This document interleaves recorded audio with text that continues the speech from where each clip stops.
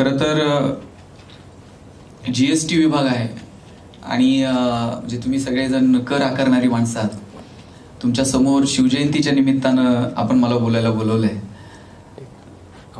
मी या अनुषंगानं जेव्हा गाडीत येताना विचार करत होतो की काय बाबा कर प्रणाली आणि या संदर्भानं शिवाजी महाराजांचं नेमकं काय धोरण होतं. काल परवा मी एक मेसेज वाचला की भारतामध्ये साधारणतः 6 कोटी लोक हे रिटर्नची फाईल भरतात, त्यातले 3 कोटी लोक प्रत्यक्ष कर भरतात आणि 100 कोटी लोक प्रतिक्रिया देत असतात की सवलत का वाढवली नाही कराची या संदर्भात.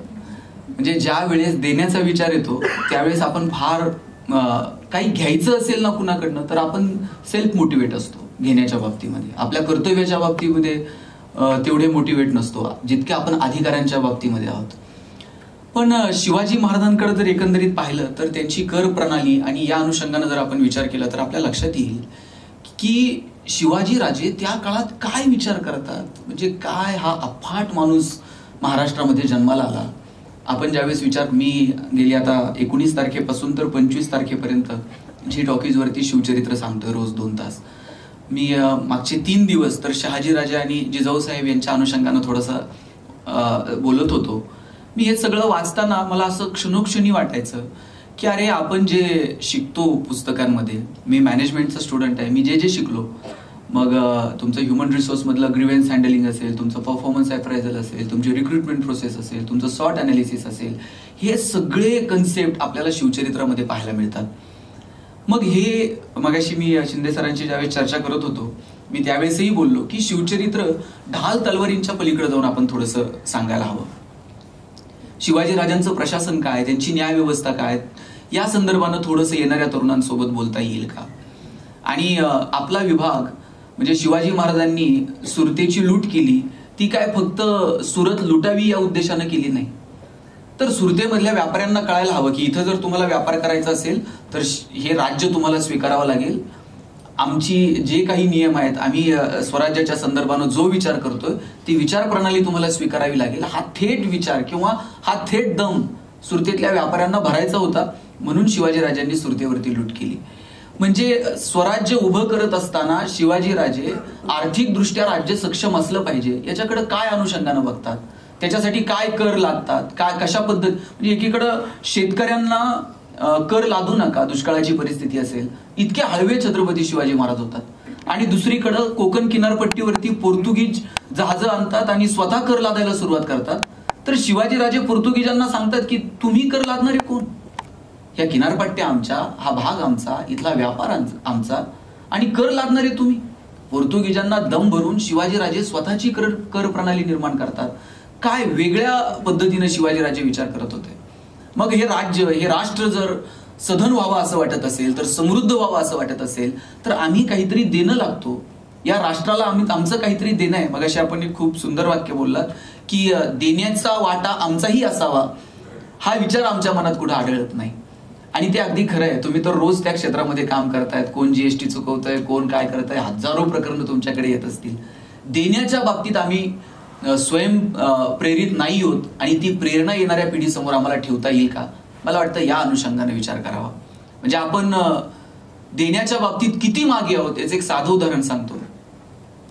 एक 3 साधू होते आणि रस्त्यानं जाताना त्यांना एक सोन्याचा हंडा सापडला होता. आणि हा सोन्याचा हंडा सापडल्यानंतर त्यांच्या मनात विचार आला की अरे हे जे सगळं सापडलंय हे भगवंताच्या कृपेने सापडलंय, हे काय फक्त आपलं एकट्याचं नाहीये, हे यातलं काहीतरी आपण इतरांना दिलं पाहिजे. मग त्यातला एक जरा भाविक होता, तो म्हटला देवाच्याच कृपेनं सापडलंय तर मग यातला थोडा भाग आपण देवाला देऊ. बरं किती द्यायचं, काय द्यायचं, आता जसे नियम आहेत तसे त्या काळी नव्हते.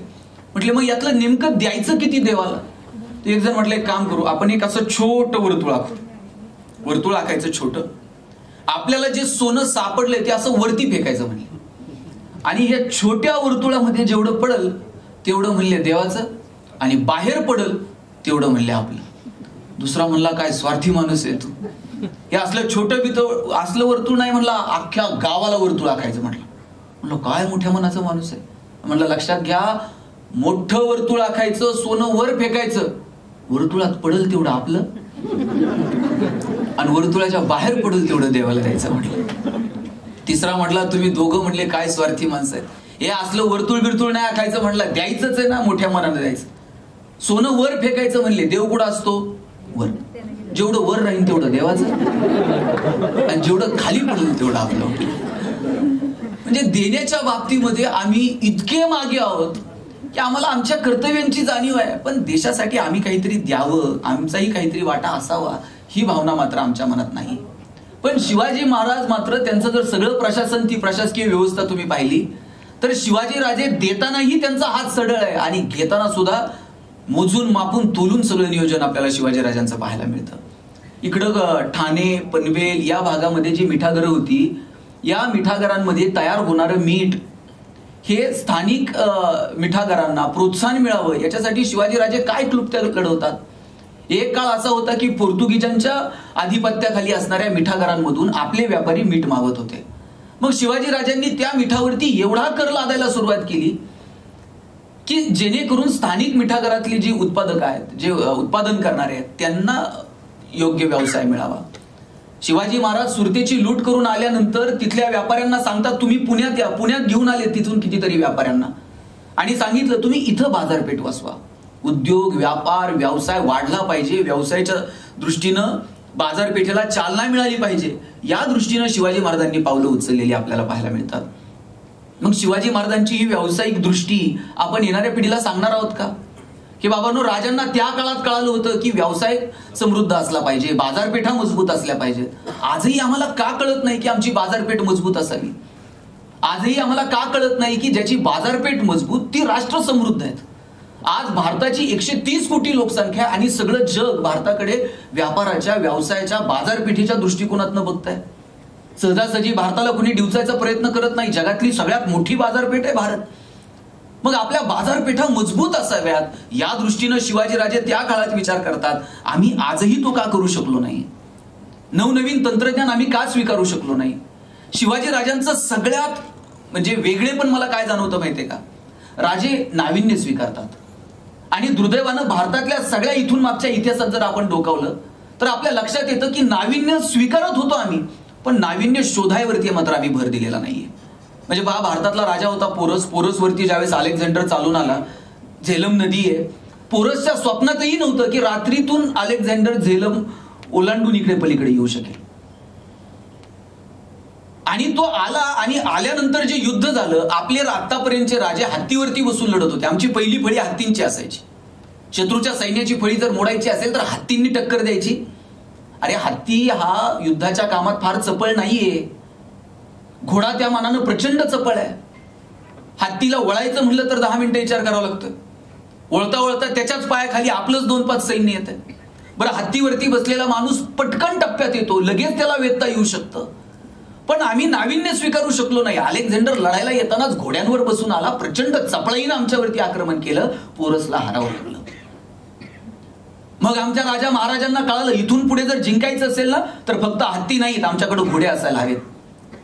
आम्ही घोड्यांवर बसून लढायला लागलो, हातात तलवारी घेऊन लढायला लागलो, तलवारींना धारी लावत बसलो. आमच्यावर मोघल चालून आले, येतानाच बंदुका घेऊन आले. मग आम्हाला कळालं की आता बंदुका स्वीकाराव्या लागतील. मग आम्ही बंदुका स्वीकारल्या, त्या चालवायला शिकलो. आमच्यावर ब्रिटिश चालून आले, येतानाच तोफा घेऊन आले. मग आम्हाला कळालं की आता आम्हाला तोफा पण स्वीकाराव्या लागतील. आम्ही नाविन्य स्वीकारलं, पण नाविन्य शोधणं याच्यावरती मात्र भर देऊ शकलो नाही. का आम्हाला कळालं नाही की अरे काहीतरी इनोव्हेटिव्ह करावं, का आम्ही काहीतरी वेगळे पण करू शकलो नाही? बरं, भारतातली समृद्धता मी तुम्हाला सांगायला नको. हडप्पा, मोहेंजोदडो जी उत्खननं झाली त्याच्यात आपण ज्या गोष्टी आढळल्या त्यातून भारताच्या संस्कृतीची संपन्नता आपल्याला पाहायला मिळते. आपण प्रगत होतो नाही असं नाही, पण या प्रगतीमध्ये ज्या वेळेस माणूस हा समृद्ध असतो ना त्यावेळेस तो फारसा नाविन्याचा विचार करत नाही. आणि मग या समृद्ध परंपरेमध्ये आम्ही नाविन्य शोधायला कुठंतरी कमी पडलो आणि याचे परिणाम गेले कित्येक वर्ष आम्हाला भोगावे लागले. शिवाजी राजांचं वेगळे पण याच्यासाठी की शिवाजी राजांनी नवनवीन तंत्रज्ञान शोधण्यावरती भर दिला, नवनवीन युद्धनीती आत्मसात करता येईल का याच्यावरती भर दिला, नवनवीन कल्पना आपल्याला आपल्या राज्यामध्ये आजमावता येतील का याच्यावरती शिवाजीराजे भर देतात. आणि म्हणून शिवाजीराजे युगपुरुष ठरले. काय शिवाजी राजांचं वेगळेपण आहे हो?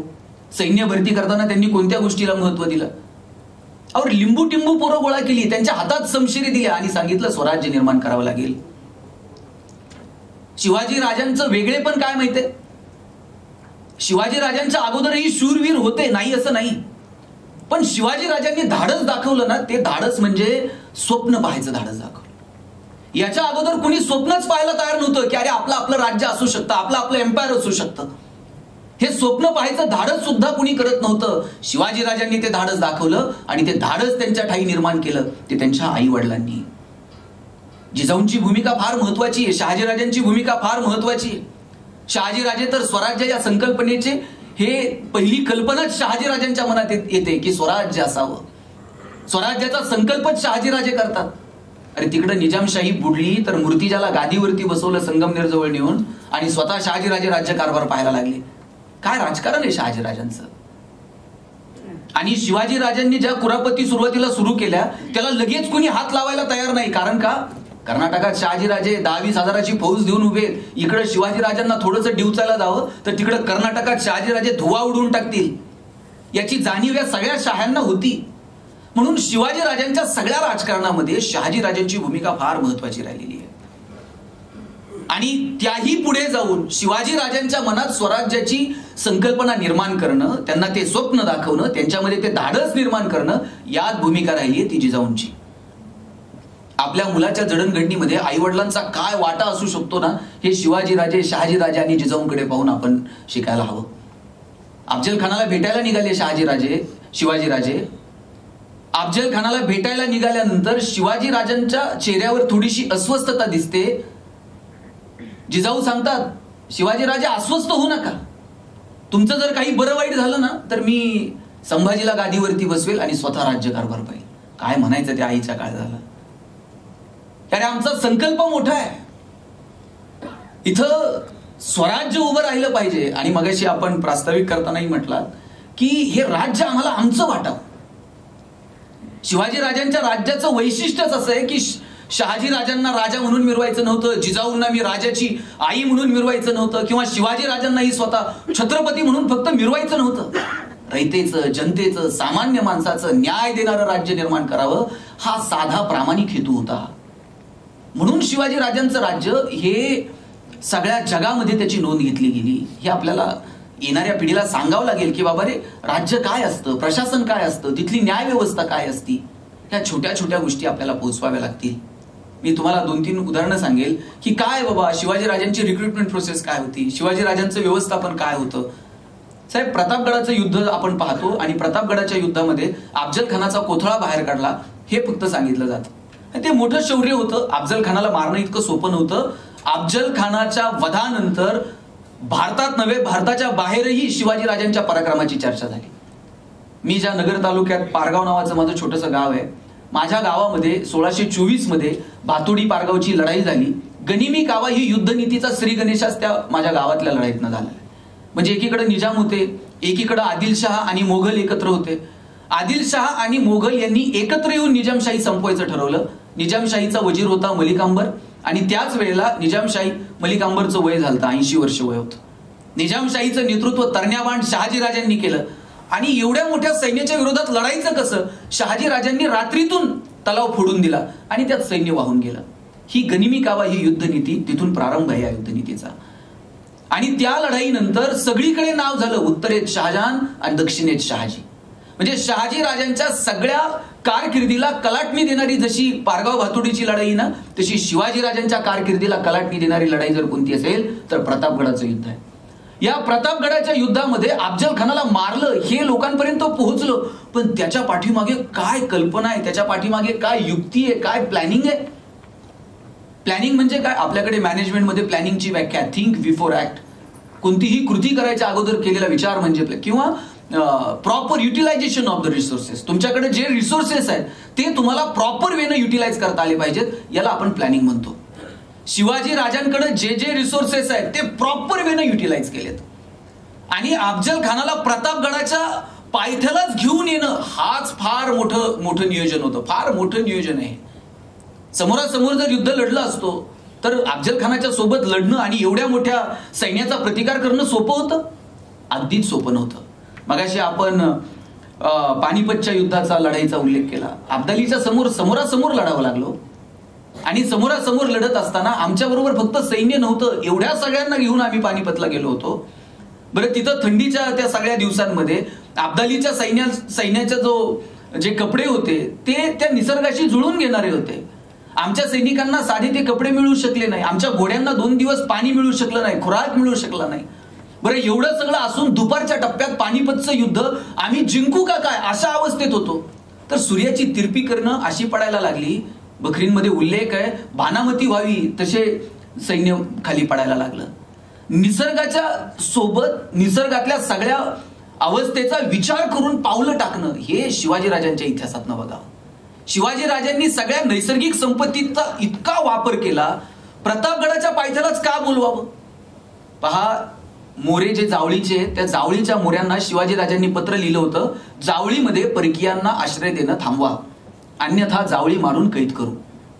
मोऱ्यांनी उलट पत्र लिहिलं, याल जावली तर जाल गोवली, या वाट बघतोय तुम्ही नावानं राजे आहात, आम्ही जन्मानं राजे आहोत, ही जावळी आमच्या मालकीची, तुम्ही या. तर शिवाजीराजांनी परत पत्र व्यवहार केला नाही. 4 महिने थांबले. 4 महिन्यानंतर जावळीवरती शिवाजीराजांनी आक्रमण केलं. एक मोरे सोडला नाही, फक्त प्रतापराव मोरे तेवढा पळून गेला आणि तो आदिलशहाला जाऊन भेटला. जावळी जिंकली. जावळी जिंकल्यानंतर काय झालं असेल, सगळ्या जावळीत फ्लेक्स लागले, राजे आपला हार्दिक अभिनंदन. खाली 2-4 लिंबू टिंबू, एकाच्या हातात तलवार, एकाच्या हातात ढाल. काय केलं काय? जावळी जिंकल्यानंतर कोणती पार्टी झाली नाही, कोणतं काय नाही, सेलिब्रेशन नाही. राजांनी त्या दिवशी सांगितलं, मोरोपंत समोरचा जो भोरप्या डोंगर आहे ना त्याच्यावर एक दुर्ग बांधायला घ्या. पैसे नसतील तर राजधानीवरून पुरविल, परंतु दुर्ग बांधायला घ्या. डोंगराची निवड केली, दुर्ग बांधायला घेतला. 1656च्या पूर्वार्धामध्ये दुर्ग बांधायला सुरुवात केली. 1659च्या पूर्वार्धामध्ये तो बांधून पूर्ण झाला. 1659च्या उत्तरार्धामध्ये अफजल खान स्वराज्यावरती चालून आला आणि त्यावेळेला अफजल खानाच्या एका तुकडीचं नेतृत्व प्रतापराव मोरे करत होता. शिवाजीराजांना ठाऊक होतं, हे प्रतापराव मोरे आदिलशहाला जाऊन भेटला, हे काय गप्प बसणार नाही, कधीतरी जावळीवरती चाल करून येईल. आणि जावळी आपल्याला जेवढी माहित नाही ना तेवढी 1000 पटीनं मोऱ्यांना माहित आहे. त्यांच्या पिढ्याना पिढ्या जावळीत गेल्यात.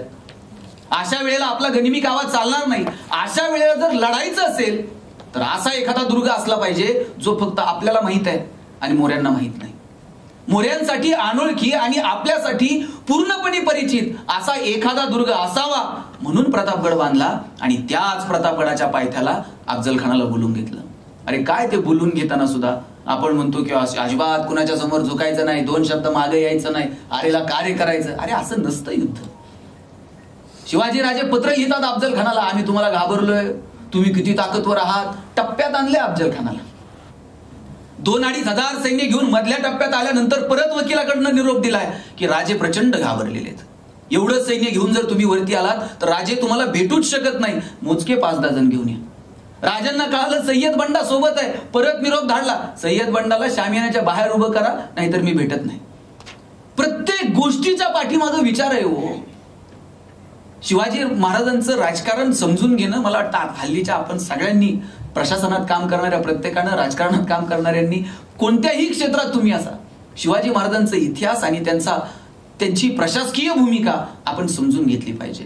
प्रतापगड बांधण्यापाठीमागं एवढी मोठी दूरदृष्टी होती शिवाजीराजांची. शिवाजीराजे या सगळ्या अनुषंगाने विचार करतात आणि म्हणून राजे यशस्वी झाले. निसर्गासोबत शिवाजीराजे जुळून घेतात. निसर्गातल्या प्रत्येक गोष्टीवरती राजे, म्हणजे निसर्गाच्या संबंधानं केवढा मोठा विचार आहे शिवाजीराजांचा. बरं फक्त युद्धासाठी निसर्ग वापरणं नव्हे, त्या निसर्गाला आपण काहीतरी देणं लागतो. गेली कित्येक वर्ष आपण फक्त निसर्गाला ओरबडतोय. पण शिवाजीराजे सांगतात झाडं लावा. इथं खेड शिवापूरला बाग उभी करायची होती, आमराई उभी करायची होती, तर राजे पत्र लिहितात आमराई करा, पण अगोदर पाण्याची सोय करा, लावलेली झाडं टिकली पाहिजेत. फक्त फोटो सेशन करून पेपरला फोटो देण्यापुरती राजांनी झाडं लावली नाहीत, ती टिकली पाहिजे, ती वाढवली पाहिजेत, त्याच्यासाठी पाण्याची सोय करा. हे निर्णय शिवाजीराजे घेतात हो. जहाज बांधणीसाठी जे लाकूड लागत होतं त्यांनी सैनिकांना पत्र लिहिलेली आहेत, त्यांच्या अधिकाऱ्यांना पत्र लिहिलेली आहेत. कोणतं लाकूड तोडायचं हे सुद्धा राजपत्रात सांगतात. आंब्याची झाडं, फणसाची झाडं तोडू नका, वेगळी झाडं वापरा. शेतकऱ्याची जर झाडं तुम्ही तोडणार असाल तर त्यांची परवानगी घ्या, त्यांना त्यांचा मोबदला द्या. काय म्हणावं या राजाला. शेतकऱ्यांना पत्र लिहिलीत, रात्री झोपताना दिवा विझून झोपा. तेलाच्या वासानं एखादा उंदीर पळत येईल, ती त्या दातामध्ये वाद घेऊन पळत सुटेल, पाहता पाहता एखादी गवताची काडी पेट घेईल, पाहता पाहता अख्खी गंज पेट घेईल. निसर्गाच्या संदर्भानं, शेतकऱ्यांच्या संदर्भानं हा विचार आहे शिवाजीराजांचा. शेतकऱ्याच्या भाजीच्या देठाला जरी हात लावला तर मुसक्या बांधून दरबारात हजर करा, असा फरमान शिवाजीराजे काढतात. मला वाटतं शिवाजीराजांची ही धोरणं आम्ही समजून घ्यायला हवीत.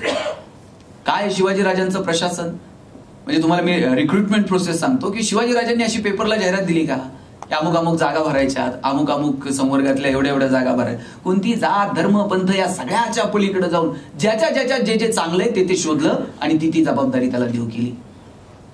शिवाजीराजे आणि त्यांचे सगळे सवंगडी, तुमचं जसं सर्व्हिसला आल्यानंतर तुमचं ट्रेनिंग असतं किंवा इन सर्व्हिस पण अनेक ट्रेनिंग प्रोग्रामला तुम्ही जाता, नवनवीन गोष्टी शिकण्याचा प्रयत्न करता. शिवाजीराजे आपल्या सैन्यासाठी ट्रेनिंग प्रोग्राम अरेंज करायचे, त्यांच्या मित्रांसाठी ट्रेनिंग प्रोग्राम अरेंज करायचे. आणि असा ट्रेनिंग प्रोग्राम त्यांचा जंगलामध्ये चालायचा. फक्त हे कुणाला कळू नये म्हणून जंगलाच्या बाहेर 2 पोरांना उभं करायचं आणि त्या पोरांना सांगायचं, कुणी अनोळखी माणूस जर येताना दिसला तर प्राण्याचा नाही तर पक्षाचा आवाज काढा. आणि मग प्राण्याचा पक्षाचा आवाज आला का शस्त्र लपून ठेवायची आणि विट्टी दांडू खेळायला सुरुवात करायची. मग जंगलाच्या बाहेर 2 पोरांना उभं केलं, तिकडून बहिर्जी नाईक येतात. बहिर्जी नाईकाला येताना बघितलं आणि बाहेर उभं केलेल्या पोरांनी मोराचा आवाज काढायला सुरुवात केली. मोराचा आवाज आल्याबरोबर सगळ्यांनी शस्त्र लपून ठेवली आणि विट्टी दांडू खेळायला सुरुवात केली. बहिर्जी नाईक आत आले, राजांना मुजरा केला आणि म्हटले, राज, स्वराज्यात काही काम मिळेल का? राजांनी विचारलं नाही कुणाची चिठ्ठी आहे का, कुणाची शिफारस आहे का. राजे म्हटले, तुमच्यात काय चांगलंय ते सांगा, ती जबाबदारी मी तुम्हाला देईल. बहिर्जी नाईक म्हटले, राज, तुम्ही शोधा आमच्यात काय चांगलंय, ती जबाबदारी आम्हाला द्या. राजे म्हणले, 2 दिवसानं या, तुमच्यात काय चांगलंय ते शोधू आणि ती जबाबदारी देऊ. बहिर्जी नाईक जंगलातनं बाहेर जायला निघाले, 2-4 पावलं पुढे गेले. 4 पावलं पुढे गेल्यानंतर परत राजांकडे वळून पाहिलं, राजांना मुजरा केला आणि म्हटले, राज, जंगलाच्या बाहेर तुम्ही जी 2 पोरं उभी केल्या ती त्यासनी सांगा या दिसात मोर वरडत नसतात म्हणून. आणि बहिर्जी नाईकाचं एवढं वाक्य राजांनी ऐकलं आणि बहिर्जी नाईकाला साहेब गुप्तहेर खात्याचा प्रमुख केला. स्वराज्यामध्ये बहिर्जी नाईकाची भूमिका खरं तर तुमच्या माझ्यासमोर येत नाही. आग्र्यातून सुटका असो नाहीतर सुरतेची लूट असो, कोणताही प्रसंग बहिर्जी नाईकांची भूमिका फार महत्वाची राहिलेली आहे. मला काय म्हणायचंय की कोणामध्ये काय चांगलंय, म्हणजे आज तुम्ही प्रशासनात सुद्धा अधिकारी म्हणून काम करताना आपल्या कोणत्या कलिगमध्ये काय चांगलंय त्याला ती जबाबदारी देता येईल का? तुम्ही इंडस्ट्रीमध्ये काम करताय की तुमच्या कोणत्या सबऑर्डिनेटमध्ये काय काम आहेत, त्याच्यात काय क्वालिटीज आहेत. आपण मॅनेजमेंटमध्ये सॉर्ट अनालिसिस म्हणतो, S for strength, W for weakness, O for opportunity. कुणामध्ये काय स्ट्रेंथ आहेत, विकनेस आहेत त्या ओळखाव्या, त्याला ती जबाबदारी द्यावी. शिवाजीराजांनी हे केलं, ओळखलं की आमच्या कोणत्या मावळ्यात काय चांगलंय आणि ती जबाबदारी दिली. राजांना मुळात स्वतः राजा म्हणून मिरवायचं नव्हतं. अरे हे राज्य आपलंय, त्याच्यासाठी आपण संकल्प केलाय, त्याच्यासाठी आपण शपथ घेतलीये. अरे लहान सहान पोरांनी शपथ घेतली हो स्वराज्य निर्माण करू. आणि काय शिवाजीराजांना माहित नव्हतं पकडल्या गेल्यानंतर थेट मृत्यूच आहे. समजा शिवाजीराजे जर हाताला लागले असते, पकडले गेले असते तर काय म्हटले असते राजे, बरं ठीक आहे पकडलं ना, चांगला वकील देऊ, हायकोर्टात सुप्रीम कोर्टात लढू, बघू काय होतंय ते. अरे पकडल्यावरती थेट मृत्यूच आहे, पण तरी सुद्धा केवढं धाडस की नाही, लढू भिडू, करू आपण आपलं राज्य निर्माण. आणि या सगळ्या सवंगड्यांनी जी शपथ घेतली ना, ती शपथ त्या लोकांनी पाळली. त्या संकल्पाच्या प्रती ही लोक जागृत राहिली आणि म्हणून स्वराज्य निर्माण होऊ शकलं. आपणही शपथ घेतो पण किती पाळतो. शपथ शाळेत तर आपण रोज प्रतिज्ञा घ्यायचो, भारत माझा देश आहे, सारे भारतीय माझे बांधव, रोज प्रतिज्ञा होती की नाही शाळेत. प्रतिज्ञा काय रोज घ्यायची गोष्ट आहे का? एकदाच घ्यायची असते ना, आयुष्यभर पाळायची असते. पण शाळेत रोज प्रतिज्ञा, ते गुरुजीला माहित असते हे रात्रीतनं इसरतंय, उद्या परत देऊ म्हणते. बरं त्या प्रतिज्ञेकडे कुणाचंच लक्ष नसत्या, हे त्याच्या खांद्यावर हात ठेवतोय, ते त्याच्या खांद्यावर हात ठेवतोय, कधी प्रतिज्ञा संपल याच्याकडेच लक्ष. हल्ली तर शब्दांकडे अजिबात गांभीर्यानं पाहिलं जात नाही, कधी घेतल्या जातात, सकाळ दुपार संध्याकाळ पहाटे. त्या घेताना म्हणजे आपण जी शपथ घेतोय, जी प्रतिज्ञा करतोय, जो संकल्प करतोय त्याच्या प्रती आम्ही निष्ठावान आहोत का? आपण सुद्धा अनेक संकल्प केले असतील आयुष्यात, पण किती दर 31 डिसेंबरला रात्री झोपताना संकल्प करतोय, नाही ह्या वर्षी हे करायचंच म्हणते. माझा एक मित्र म्हटला, दरवर्षी मी संकल्प करतो. म्हटलं मागच्या वर्षी काय केला होता? म्हटलं मी ठरवलं होतं 85 किलो वजन आहे ना 80 किलो पर्यंत आणायचं. म्हटलं मग यावर्षी नवीन संकल्प. म्हटलं काय? आता ठरवलंय 100चं 90 पर्यंत राहिलं पाहिजे. हे संकल्प फक्त डायरीत लिहिण्यापुरते, फेसबुकवरती पोस्ट टाकण्यापुरते आणि स्वतःला वाटेल तिथपर्यंतच त्याचा आनंद आहे. पण त्या संकल्पांच्या प्रती आम्ही जागृत आहोत का? अरे लोक मरायला तयार होती त्या प्रतिज्ञेसाठी, शक्तीसाठी. या सवंगड्यांनी ठरवलं स्वराज्य निर्माण करायचं आणि इतर गोष्टींसाठी कुणाला तरी मारणं हे मी समजू शकतो, पण स्वराज्य निर्माण व्हावं आणि आमचा राजा जगावा याच्यासाठी स्वतःच्या प्राणांची आहुती देणं आणि तेही समोर दिसत असताना, हे वेगळेपण आहे शिवाजी राजांच्या सगळ्या कारकिर्दीचं. पन्हाळ्यावरून निसटायचं होतं. पन्हाळ्यावरून निघाल्यानंतर राजे विशाळगडावरती निघाले आणि राजांना विशाळगडावरती जायला थोडासा वेळ मिळावा म्हणून शिवा काशी नावी समाजातला पोरगा परकीयांच्या गोटात जातो शिवाजी बनून.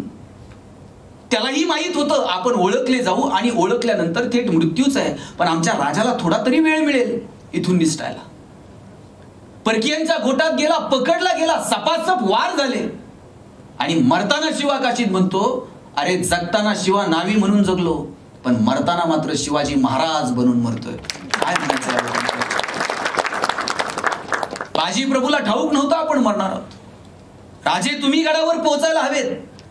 एक शरीरावरती अशी जागा उरली नाही की जिथे जखम नाही. पण अरे जोपर्यंत राजे विशाळगडावरती पोहोचत नाहीत तोपर्यंत आम्हाला मरायचा सुद्धा अधिकार नाही. खिंडीत असा वाघासारखा बाजी प्रभू उभा राहिला आणि ज्या वेळेस कानावरती आवाज आला तोफांचा त्यावेळेस म्हटले आता सुखानं मरतो. राजे सुखरूप पोहोचले. आमचा राजा जगला पाहिजे, आमचं राज्य टिकलं पाहिजे, ही भावना शिवाजी राजे या सगळ्या मावळ्यांमध्ये निर्माण करू शकले. तुम्ही काय राजांची विद्वत्ता, काय राजांची बुद्धिमत्ता, काय राजांचं भावनिक आव्हान, तुम्ही कोणत्याही पैलूचा विचार करा. एवढं सोपं आहे का हो? आज आमच्या घरातली 4 माणसं आमची थोडी पुढे प्रगती व्हायला लागली, म्हणते हे लय पुढे चाललंय का? बरं ठीक आहे बघतो. आणि शिवाजी राजे जगले पाहिजेत, आम्ही मरतो, राजा जगला पाहिजे, ही भावना का निर्माण होते? याचं कारण आहे शुद्ध हेतू. शिवाजी राजांचा स्वराज्याकडे पाहण्याचा हेतू इतका शुद्ध आणि प्रामाणिक होता की सामान्य माणसाला माणूस म्हणून जगता आलं पाहिजे. राजांना जर मिरवायचं असतं तर जहागिरी थोडीशी वाटून घेतली असती, वाढून घेतली असती, एखाद्या शाही सोबत जुळून घेतलं असतं, मोगलांसोबत जुळून घेतलं असतं, आदिलशाही निजामशाही सोबत जुळून घेतलं असतं, आईश आरामात जगू शकले असते शिवाजी राजे. पण स्वराज्यातल्या या सगळ्या सामान्य लोकांची दुःख शिवाजी राजे बघतात आणि ठरवतात की नाही, याला पर्याय ना या सगळ्या सुलतानांच्या शाह्या उलथून टाकल्या पाहिजेत. अरे आम्हाला इथं जहागिरी द्या, तिथं जहागिरी द्या, आमचे शूरवीर सगळे योद्धे, पण जहागिरी आणि वतनांमध्ये अडकून टाकलं, झुलवत ठेवलं आयुष्यभर कित्येक घराण्यांना. आता हे चालणार नाही, या सुलतानशाही उलथून टाकू. वयाच्या 14व्या वर्षी शिवाजी राजांनी या 4 यवनी पातशाहीला सुरुंग लावला आणि त्याचं कारण त्यांनी पाहिली होती दुःख.